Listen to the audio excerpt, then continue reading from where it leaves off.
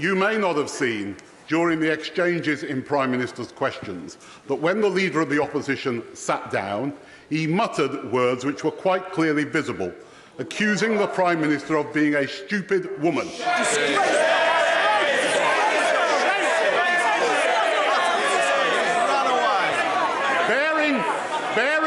Bearing in mind, Mr Speaker, the booklet that you issued this week, the words that the Leader of the Opposition said last September, would it not be appropriate for him to come back in the chamber and apologise?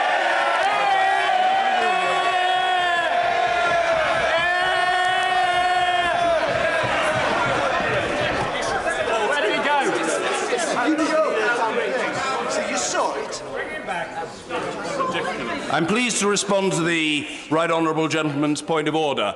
As he rightly surmised at the start of it, I saw no such thing. I am not making an allegation, and I am not denying or seeking to refute that of the Right Honourable Gentleman. I cannot be expected to pronounce upon that which I did not see and which was not witnessed by my advisers and which I did not hear and which was not witnessed by my advisers. What order? I don't need any advice in how to respond to a point of order from the Right Honourable Gentleman, which is what I'm doing. What I say in response, with all courtesy to the Right Honourable Gentleman, who's perfectly entitled to have raised that point of order, is that it is incumbent upon all members of this House to operate in accordance with its best conventions and to follow the conventions and courtesies. If a member has failed to do so, that member has a responsibility to apologise. He is quite right to say that. What he cannot, and I'm sure does not expect me to do, is to pronounce a verdict in a circumstance which I did not witness, either in terms of seeing anything or of hearing anything, and neither did my advisers. And I will leave it there. And it's perfectly... Order. It is perfectly proper that the Right Honourable Gentleman raised the matter. I have responded to it, and there can be no further to that point of order, because I have... There can be no further to that point of order on that matter, for the simple reason, as he acknowledges with his nod of assent, that he's raised it with me and I have responded to it. Point of order, Mr. Speaker. Is it on an unrelated matter? No, I've already... All right. I'm not going to take lectures from members. I will take... It is normal convention in this place that when a matter has been addressed, again, part of the conventions and courtesies of this House, that people recognise that you don't have repeat points of order on exactly the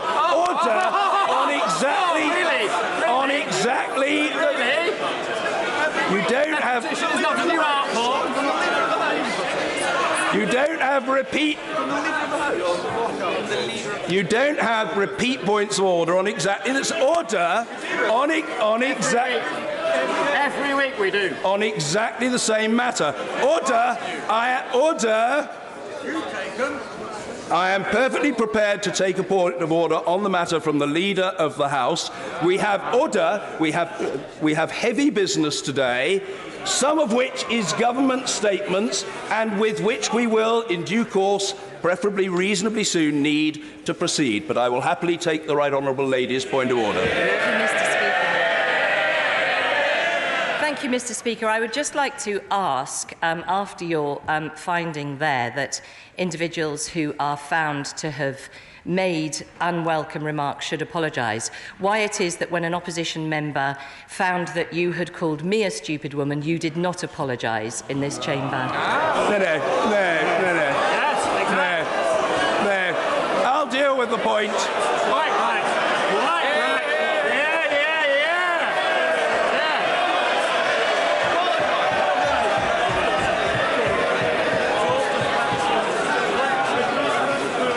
I dealt with that matter months ago in remarks that I made to the House of Commons to which the Right Honourable Lady in our various meetings since has made no reference, and which requires from the Chair today no elaboration whatsoever. She's asked the question. I dealt with it months ago. I've reiterated the rationale for the way in which I responded. The matter has been treated of, and I am leaving it there. And if there are a point of order, Anna Soubry. Thank you very much, Mr. Speaker. With great respect to the Chair, I have to say this. If it was one of my male colleagues on this side of the House that had used that expression against a woman on the front bench on the opposition, then you, sir, would take action immediately. This is not... Please, would you deal with it, as you often do, Mr. Speaker, in a fair way, but also from the point of view of women in this House who are fed up over decades of being abused by men? Very happy. I'm very happy to deal with it. The Right Honourable Lady is absolutely right to say that if I witnessed an instance of the kind that has just been alleged, I would deprecate it unreservedly. It's no good people shaking their heads. I received assent to the proposition, which I think would command widespread assent, simply and logically, that I cannot be expected to deprecate the behaviour of an individual which I did not witness. Order. If the Right Honourable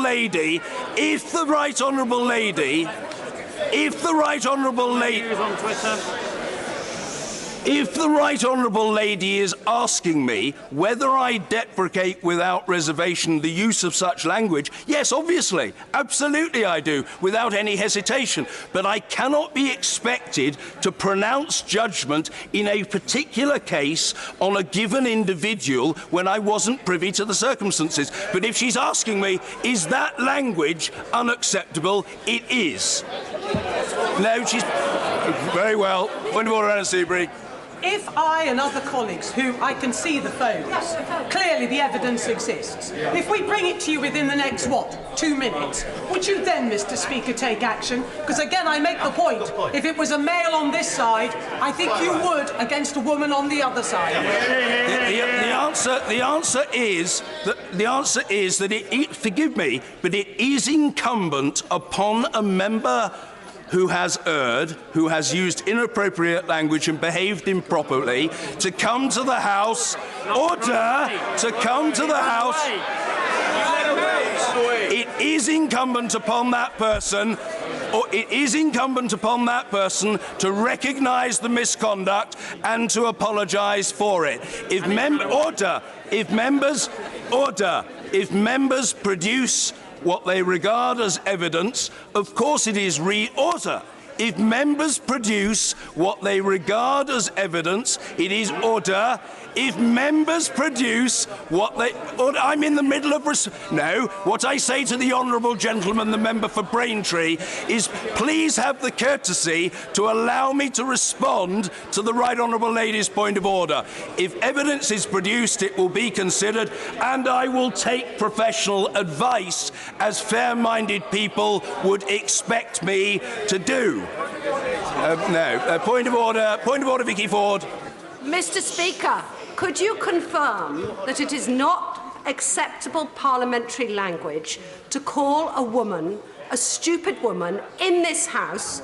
And as regards the point of order from the Leader of the House, may I add the words, me too? The answer is, I've already made the response to that point perfectly clear. So, forgive me, I treat the Honourable Lady with courtesy and respect, and she's perfectly entitled to raise a point of order. But of that point, I have already treated. Point of order, James Cleverly. In the leaflet you distributed, you make the point, very rightly, that we are all honourable members. Our word is therefore evidence. I saw it, sir. I saw him say it. It's all I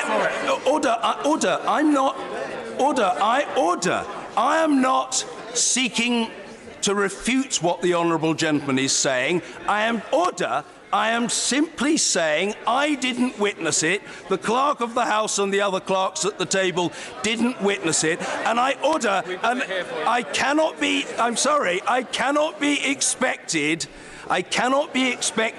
immediately order. It's no good somebody waving something at me. I cannot be expected immediately to pronounce guilt or innocence. No, I can't be expected immediately to pronounce. I can't be expected. What I reiterate to the Honourable, what I reiterate to the order, I'll deal with it in a moment. What I reiterate to the Honourable Gentleman is that members are responsible for their own conduct and should apologise if they have committed a misdemeanour. It's no good a member standing by the chair and trying to show me something. I would say,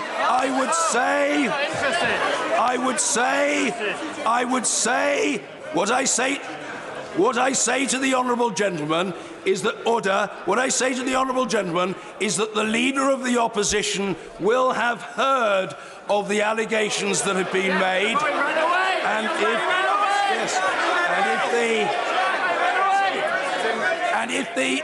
he will have heard the allegations, if the Right Honourable Gentleman, in the light of those, chose to come to the House and to respond, I'm sure that would be appreciated by the House. I'm sure it would be appreciated by the House.